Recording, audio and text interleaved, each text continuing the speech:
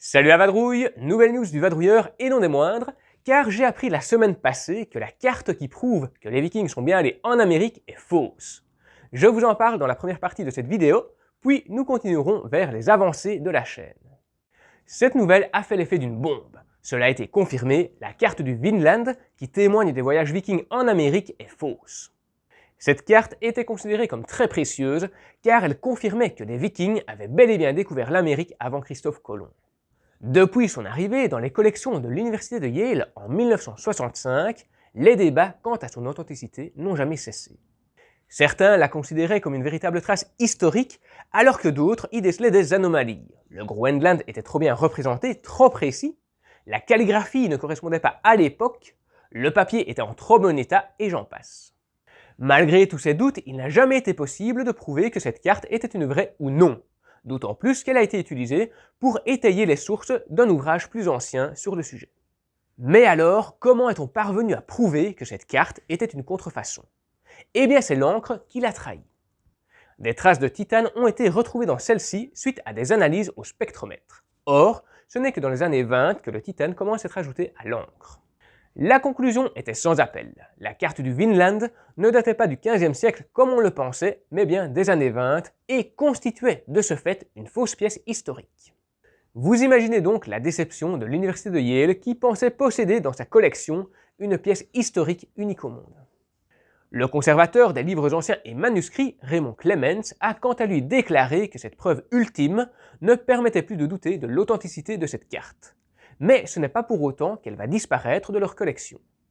Yale compte la conserver dans sa collection en tant que, je cite, « exemple de contrefaçon qui a eu un impact national ». L'identité des faussaires est inconnue, mais cela ne remet pas en cause la présence des Vikings en Amérique du Nord au Moyen-Âge, confirmée par les fouilles archéologiques réalisées sur place. Passons aux news de la chaîne pour nous remettre de ces émotions. Le mois passé, je suis passé dans le live Twitch de Papajou, un streamer qui met à l'honneur les créateurs de contenu issus d'univers différents pour faire découvrir leur travail à sa communauté. Les contenus mis en avant concernent autant la musique que le dessin ou la culture et permettent parfois de découvrir des petites pépites.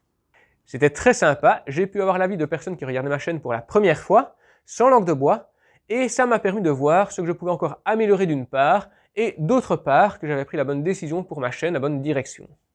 D'ailleurs, en parlant d'amélioration, vous devriez en voir bientôt dans les prochains épisodes, notamment au niveau du lissage de la musique et de l'enchaînement des b-rolls au montage pour créer plus de dynamisme là où c'est nécessaire.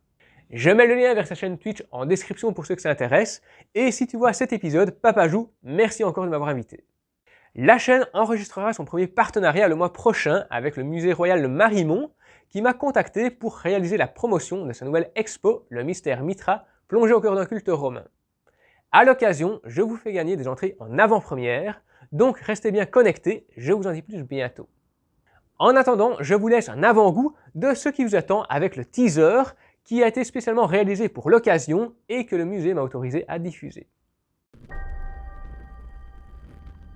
L'Empire romain.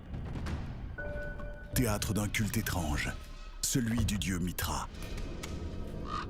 Dans des sanctuaires souterrains, un parcours de l'ombre à la lumière. Un mythe reprend vie. Plongez dans le mystère Mithra, une exposition au musée royal de Marimont. Tout ceci nous rapproche de plus en plus des 1000 abonnés, je suis super content de voir que ce premier objectif est presque atteint, ce qui me fait penser que je vais devoir me bouger pour préparer l'épisode spécial. J'ai commencé un cycle d'épisodes consacrés aux Spartiates qui apparaîtra à terme sous la forme de playlists qui étaient des Spartiates. Le dernier épisode portait sur l'agogé, l'entraînement très dur, qui transforme ces jeunes garçons en véritables guerriers. Il est juste là. Et dans le suivant, je m'intéresse à la place de la femme dans la société spartiate. Bah oui, il y en a que pour les hommes, mais qu'en est-il de la femme dans tout ça? Je vous en parle juste ici.